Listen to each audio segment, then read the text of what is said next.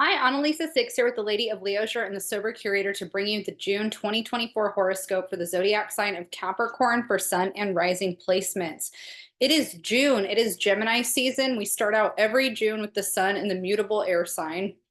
And the house that Gemini sits in for the Capricorn horoscope is the house that rules your relationship to your daily routine and your health. So, your health is coming up in a major way, and then also how you structure your day and also how you're of service to others.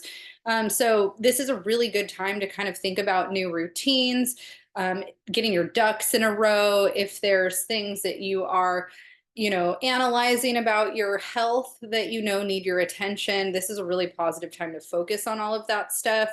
Um, we have the Sun, Venus, and Jupiter all in Gemini starting out the month. And then we also have Mercury moving into Gemini on the 3rd. So I'm recording these on the 5th, and Mercury's already in Gemini.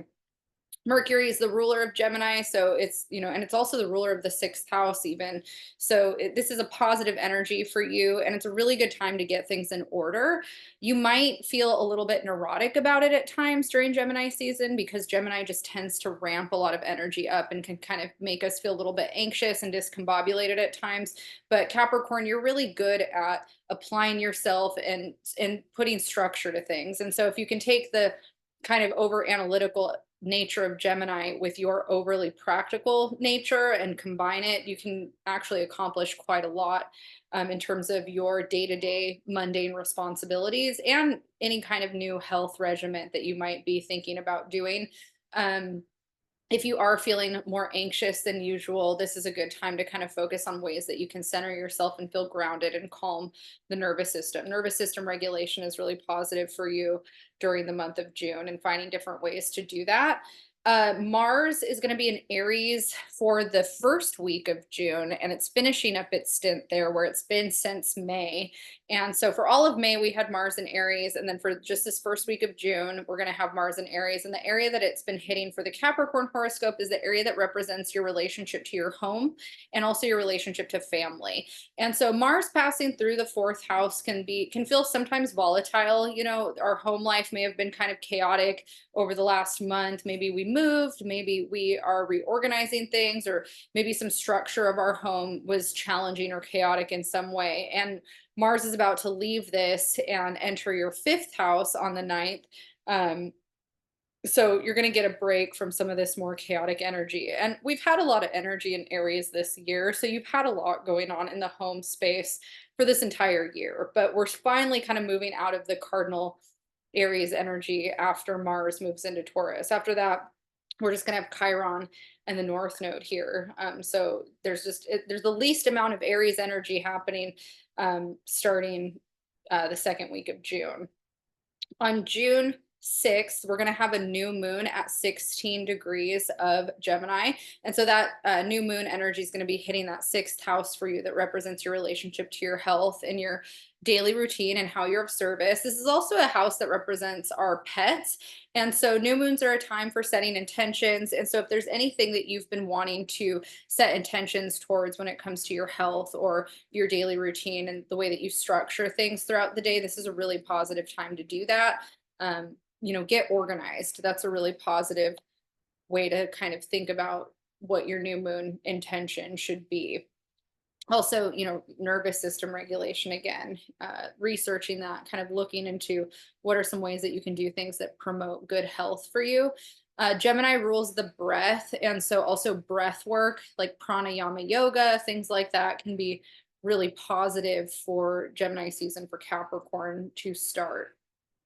On the ninth, Mars will move into Taurus, and that's going to be in the area of the Capricorn horoscope that rules creative self expression, joy, pleasure, and also our relationship to children and our own inner child.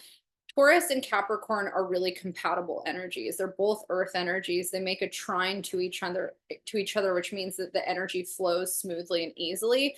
Taurus is the fixed earth sign, Capricorn is the cardinal earth sign. And with Mars here, you're going to have a lot more ability to direct your will into your self expression and your creative projects. You might feel some tension because wherever Mars is, we feel a little bit of challenge or tension around the creative process, but you're going to be working through that and figuring out ways that you can gain more confidence when it comes to self-expression. So I think it's a really positive energy for Capricorn um, for the rest of June. On June 17th, Mercury and Venus are going to leave Gemini and they're going to enter Cancer. And the area of the chart that that's hitting for you is the polar opposite of your identity area. It's the area that rules relationships. And when Venus enters the house of relationship, it really elevates the way that we want to connect and bond with people in our lives when it comes to romance, but also partnership dynamics of all kinds. So, friendships, business partnerships, those types of things. If we are single, we might feel like if we want to start dating somebody. If we're already in a relationship, we might just feel like we want to have a lot of connection with our partner.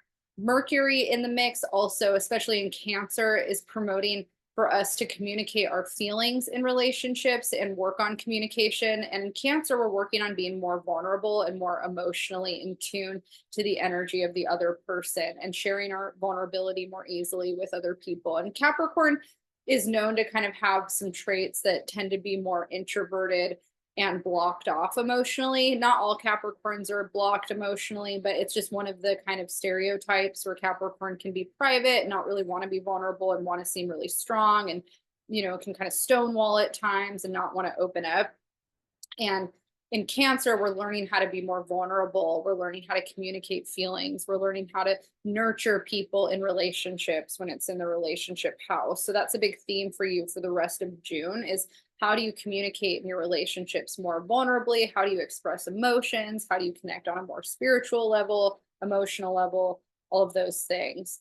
On the 20th, the sun is going to move into Cancer, and now we're in Cancer season, and we will have the summer solstice on this day. And then the very next day on the 21st, we're going to have our full moon in your sign at 1 degree of Capricorn. And so the full moon's going to be in the first house, highlighting your energy with the sun in the opposite house, the seventh house with Venus and Mercury, highlighting relationships. And so the theme for you having the full moon in Capricorn in your sign has a lot to do with what do you want to manifest around your identity and your sense of self and how that relates to other people. Are you learning a lot about yourself through your relationships right now? If so, what are those things? And how are you an individual on your own outside of the relationship? What's your relationship to self? What are you calling in? How do you want to cultivate a strong sense of self? So those are big themes for you for the full moon. The other shift of energy that we have before the month is over is Saturn stationing retrograde in Pisces. And that's going to happen on the 29th and last until November. And the area that that's hitting for you is the third house. We've had Saturn in the third house of the horoscope chart for the year already. And so communication dynamics come up for you. You're learning different ways to communicate. And that's, already been kind of a theme in your relationships with Mercury in the seventh house. That's pretty much it for you in terms of the synopsis and the breakdown of the month. If you want more, you can watch the June astrology forecast that I do at the top of the playlist where I break down some of the other transits more in depth. If you want to book a reading with me, I do one-on-one consultations. I also teach people in a mentorship capacity. If you're interested in that, you can email me. My email's in the description box. And if you liked this video, make sure to hit like, subscribe so you can get notified on when I post these every month. You can find me at theladyofleisure.com and thesobercurator.com. And I wish you all the best of luck, and I will see you next month.